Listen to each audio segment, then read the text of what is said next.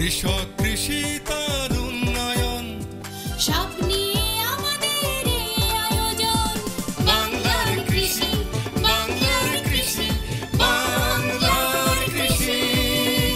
ফলবে ফসল, ভরবে গোলা, আরো বেশি বেশি। বাংলার কৃষি, বাংলার কৃষি, বাংলার কৃষি, বাংলার কৃষি, বাংলার কৃষি। সুপ্রিয় দর্শক, বাংলার কৃষি অনুষ্ঠান থেকে শুভেচ্ছা। কৃষি তথ্য, প্রযুক্তি, পরামর্শ এসব নিয়ে আমাদের কৃষি বিষয়ক অনুষ্ঠান বাংলার কৃষি। কৃষক ভাইরা আমাদের আজকের বাংলার কৃষি অনুষ্ঠানে দেখবেন বাংলাদেশে অ্যাসপারাগাস সবজির বাণিজ্যিক চাষ নিয়ে মাঠ প্রতিবেদন, সেই সাথে কৃষি বিষয়ক কিছু গুরুত্বপূর্ণ তথ্য ও পরামর্শ, এবং শেষ ভাগে থাকছে মৎস্য ও প্রাণী সম্পদ বিষয়ক প্রতিবেদন। প্রথমেই অ্যাসপারাগাস সবজির বাণিজ্যিক চাষ নিয়ে মাঠ প্রতিবেদন।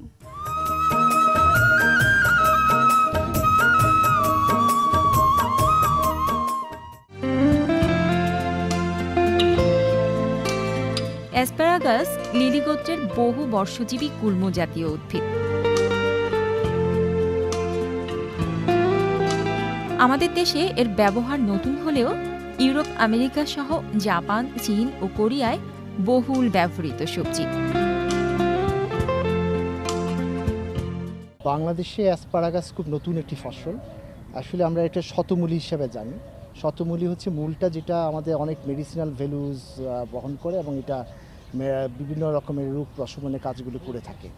বর্তমানে বাংলাদেশ, আমার এখানে যেগুলো দেখছেন, এগুলি সবগুলি হচ্ছে দেশের বাইরে থেকে নিয়ে আসা, বিদেশের প্রমিনেন্ট কিছু জাত আমরা নিয়ে আসছি। এই অ্যাসপারাগাসের সবচেয়ে মজার বিষয় হচ্ছে, আগে আমরা রুটগুলো খেতাম, রুট মেডিসিনাল প্ল্যান্টস হিসাবে। এখন এই স্পিয়ার্সগুলো আমাদের দৈনন্দিন সালাদ অথবা যে কোনো নুডলস বা কিছু দিয়ে আমরা এটা খেতে পারি। এটা অনেকগুলো মেডিসিনাল মানে এটা ঔষধি গুণাগুণ আছে। আমরা নর্মালি অ্যাসপারাগাসকে অ্যান্টি এজিং প্ল্যান্ট হিসেবে বলে থাকি। যে অ্যাসপারাগাস খেলে মানুষের স্বাস্থ্য সুন্দর থাকবে, স্কিন ভালো থাকবে এবং বয়সটাও ধরে রাখা যাবে। দেশের বাইরে অ্যাসপারাগাস সাধারণত সালাদ হিসেবে প্রচলিত হয়ে থাকে। বাংলাদেশে যদিও নতুন, আমরা যেটা মনে করছি যে আমরা ইচ্ছা করলে এটা বাংলাদেশে একটা কমার্শিয়াল প্রোডাকশানে আমরা যেতে পারি।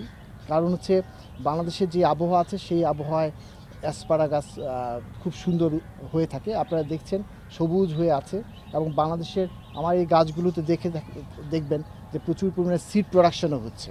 সো এই সিড প্রোডাকশন দিয়েও আমরা কিন্তু মাল্টিপ্লিকেশন এখানে বাংলাদেশে করে থাকতে পারি। অ্যাসপারাগাস পর্যাপ্ত জৈব পদার্থ সমৃদ্ধ সুনিষ্কাশিত মাটিতেই ভালো হয়। অ্যাসপারাগাস লাগানোর জন্য খুব নির্দিষ্ট কোনো সময় নেই, কারণ এটা ইয়ার রাউন্ড প্রোডাকশন দিয়ে থাকে। সচরাচর আমরা যে সিড থেকে যে চারা করতে 15 থেকে 20 দিন লাগলেও এটা চারা রোপণ করার জন্য প্রায় 6 থেকে 7 মাস পরে আমরা রোপণ করতে পারি। এবং রোপণ করার জন্য বর্ষার সিজনটাই খুব ভালো, বর্ষার সিজনে গ্রোথ ভালো হয় এবং এটার প্রোডাকশান আমরা বছরে 2 বার নিয়ে আসতে পারি, বর্ষার আগে এবং শীতের পরপর।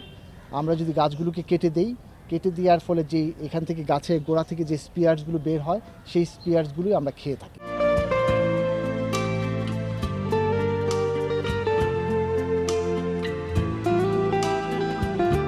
জমি তৈরির সময় বেডে পরিমাণ মতো চুন প্রয়োগ করে নিতে হয়। পর্যাপ্ত পরিমাণে গোবর সার এবং খৈল গুঁড়া প্রয়োগ করতে হবে।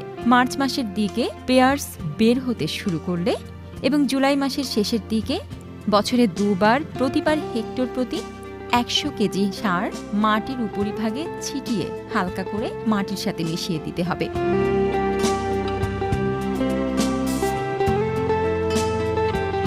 বীজ থেকে সহজেই চারা উৎপাদন করা যায়, তবে বীজ থেকে উৎপাদিত অ্যাসপারাগাস থেকে প্রথম বছর কোনো ফলন পাওয়া যায় না। দ্বিতীয় বছর থেকে ফলন দিতে থাকে এবং পর্যায়ক্রমে ফলন বাড়তে থাকে। অ্যাসপারাগাস সাধারণত স্ত্রী ও পুরুষ 2 ধরনের গাছ দেখা যায়। স্ত্রী গাছে স্পেয়ার্স খুব কম হয় এবং উৎপাদিত স্পেয়ার্স নিম্নমানের হয়। ফিউজারিয়াম রড ও ক্রাউন রড অ্যাসপারাগাসের মারাত্মক ক্ষতি করে। তাই বছরে অন্তত 2-3 বার রিডোমিল বা ডাইথেন স্প্রে করতে হবে, যেন মাটি সহ ভিজে যায়। শেরেবাংলা কৃষি বিশ্ববিদ্যালয় ও জাহাঙ্গীরনগর বিশ্ববিদ্যালয়ের যৌথ উদ্যোগে অ্যাসপারাগাসের বাংলাদেশে উৎপাদন উপযোগিতা, উৎপাদন পদ্ধতি এবং পুষ্টিমান নিয়ে গবেষণা চলছে। ইতিমধ্যে বাংলাদেশে চাষযোগ্য 3টি line SAU asparagus 1, SAU asparagus 2 এবং সাউ অ্যাসপারাগাস 3 উৎপাদন শুরু হয়েছে। অ্যাসপারাগাস প্রোডাকশনের জন্য আসলে ইয়ার রাউন্ড ব্যবস্থাপনা, পরিষ্কার পরিচ্ছন্ন চাষ করতে হবে এবং প্রচুর পরিমাণে গোবর দিতে হবে। বছরের বর্ষার শুরুতেই সামান্য পরিমাণে ইউরিয়া, টিএসপি, এমপি দিয়ে মাটি যদি তুলে দেওয়া হয় প্রচুর পরিমাণে স্পিয়ার্স বের হয়। অ্যাসপারাগাসে সাধারণত কোনো রোগ জীবাণু হয় না, তবে দেশের বাইরে দেখা গিয়েছে ফিউজারিয়াম উইল দেখা যেতে পারে। ফিউজারিয়াম হলে একটা গাছে ফিউজারিয়াম হলে গাছগুলো হলুদ হয়ে যেতে থাকে, তখন গাছগুলো তুলে ফেলে দিয়ে আমরা কিন্তু ফিউজারিয়াম মুক্ত করে ফেলতে পারি। অ্যাসপারাগাস কমার্শিয়াল ভ্যালু দিন দিন বাড়ছে। সো আমার যতটুকু ধারণা, যদি এটা কমার্শিয়ালি আমরা করতে পারি, আমাদের যে আজকাল সব চেইন শপগুলো আছে, চেইন শপে প্রচুর পরিমাণ ডিমান্ড আছে। আমরা যদি এটা কমার্শিয়ালি প্রোডাকশন করি, বাংলাদেশের কনজিউমাররা আসলে উপকৃতই হবে।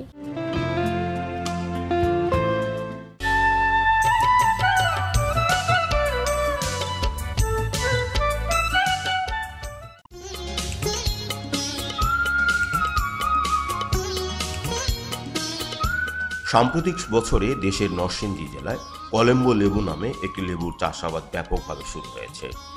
জেলার বেলাবো, শিবপুর, রায়পুরা ইত্যাদি উপজেলায় 180 হেক্টর জমি জুড়ে এই জাতের লেবু চাষাবাদ হচ্ছে। সিলেটে এই জাতের লেবুর চাষ শুরু হয়েছে বহুকাল আগে, যা জারা লেবু নামে পরিচিত।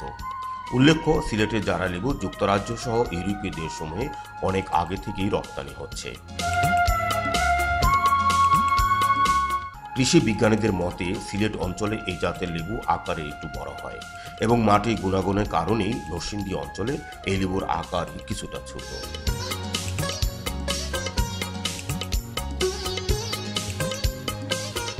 কলম্বো নামের লেবু জাতটি নরসিংদী জেলার বেলাবো উপজেলায় সবচেয়ে বেশি পরিমাণে চাষাবাদ হয়।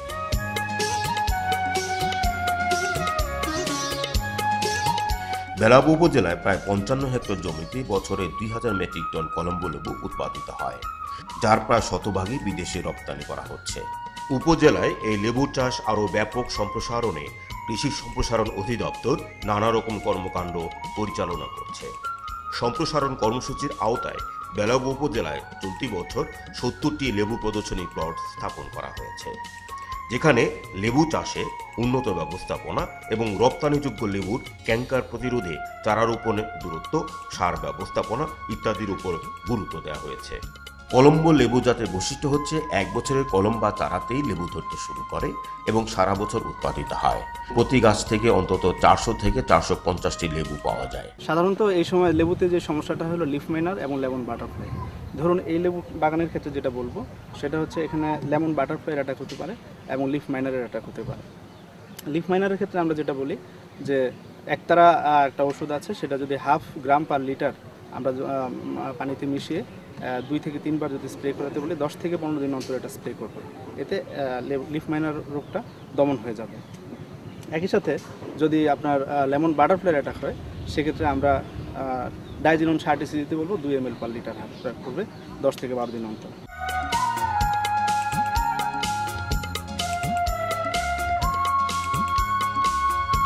বেলাবো উপজেলায় রপ্তানিযোগ্য কলম্বো লেবু চাষে সফল একজন কৃষক হচ্ছেন হুমায়ুন কবির। হুমায়ুন কবির তার 3.5 বিঘা জমিতে এই লেবু চাষ করেছেন। এই লেবু চাষ করে হুমায়ুন কবির বছরে প্রায় 8 লক্ষ টাকা আয় করছেন। আমি লেবু বাগান করতেছি আজকে প্রায় 12 বছর যাব। এখন বর্তমানে 3.5 বিঘা জমি আছে। আমি প্রতি বছরে বাইরে রপ্তানি করি, লেবু রপ্তানি করে বেশ উপার্জন এবং আয় করতেছি। প্রতি বছর আমি 7 লক্ষ টাকার মতো বিক্রি করছি। 10 টন মালের মতন হবে, 10 থেকে 12 টন মাল উৎপাদন করছি। আর মালগুলি বেশিরভাগই আমি লন্ডন, ইটালি, আমেরিকা মানে ইউরোপ কান্ট্রিতে যায় আর কি।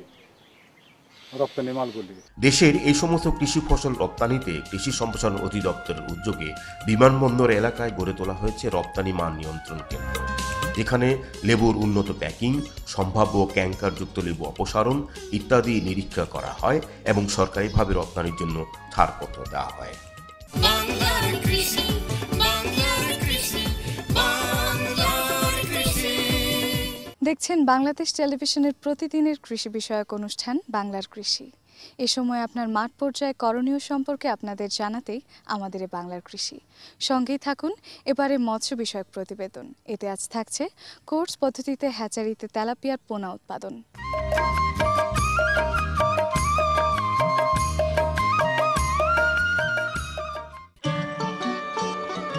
সাম্প্রতিক বছরে তেলাপিয়ার চাষ বাংলাদেশের বাণিজ্যিক মৎস্য চাষের মধ্যে অন্যতম। আমাদের দেশে তেলাপিয়ার বাণিজ্যিক চাষ শুরু হয় 1954 সালে। 60 দশক পর্যন্ত দেশে তেলাপিয়ার চাষ ব্যাপক সম্প্রসারণ না হলেও 90 দশক থেকে তেলাপিয়ার বাণিজ্যিক চাষের পরিমাণ বাড়তে থাকে। বর্তমানে দেশে 6000 তেলাপিয়ার খামারে বছরে 1,80,000 মেট্রিক টন তেলাপিয়া উৎপাদিত হয়।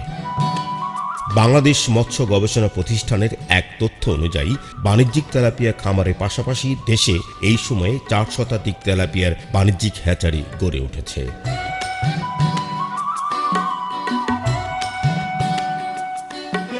যেখান থেকে প্রতি বছর 400 কোটি মনোসেক্স ও মিশ্র লিঙ্গের তেলাপিয়ার পোনা উৎপাদিত হচ্ছে। তবে হ্যাচারিতে ইনব্রিডিং এবং জাতের অবক্ষয় সমস্যাটি দিনে দিনে প্রকট হয়ে উঠছে। এর মূল কারণ হিসেবে মৎস্য বিজ্ঞানীরা হ্যাচারির সঠিক ব্রুড ব্যবস্থাপনা, পোনা উৎপাদন, পোনাকে মনোসেক্স রূপান্তর ইত্যাদিতে কারিগরি দক্ষতার প্রতি জোর দিয়েছেন। ব্রুড হলো হ্যাচারির প্রাণ। একমাত্র ভালো মানের ব্রুড স্টক থেকেই উন্নত মানের পোনা পাওয়া সম্ভব। হ্যাচারি ব্যবসার অধিক লাভ, টেকসই ব্যবসা, উন্নত মানের প্রজন্ম রোগমুক্ত ও বিকলাঙ্গ পোনা প্রাপ্তি, মাছের জাত উন্নয়ন, ইনব্রিডিং, ক্রস ব্রিডিং ইত্যাদির জন্য ব্রুড স্টক লালন পালনের গুরুত্ব অপরিসীম। কোহোর্ট বা রোটেশনাল ব্রিডিং পদ্ধতি হচ্ছে তেলাপিয়ার জেনেটিক স্টক উন্নয়নের মাধ্যমে উন্নত গুণাগুণ সম্পন্ন পোনা উৎপাদনের একটি সহজ ও গুরুত্বপূর্ণ পদ্ধতি। এই প্রক্রিয়ায় প্রতিটি জেনারেশনের সর্বোৎকৃষ্ট ব্রুড স্টক বাছাই করে এক কোহোর্ডের পুরুষ মাছকে অন্য কোহোর্ডের স্ত্রী মাছের সাথে রোটেশন পদ্ধতিতে প্রজনন ঘটানোর মাধ্যমে উন্নত জাত উৎপাদন করা হচ্ছে। দেখছিলেন মৎস্য বিষয়ক প্রতিবেদন। এরই সাথে শেষ করছি আমাদের আজকের বাংলার কৃষি। বাংলার কৃষি আগামীকাল একই সময়ে প্রচারিত হবে। আমাদের অনুষ্ঠান সম্পর্কে আমাদের লিখে জানাতে পারেন।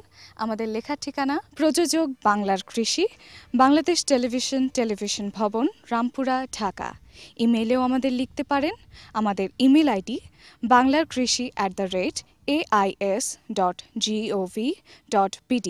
আমাদের ফেসবুক আইডি বাংলার কৃষি। এছাড়াও ইউটিউবে আমাদের অনুষ্ঠানটি দেখতে পারেন। আজ এ পর্যন্তই, সবাইকে ধন্যবাদ। কৃষক কৃষি তার উন্নয়ন সব নিয়ে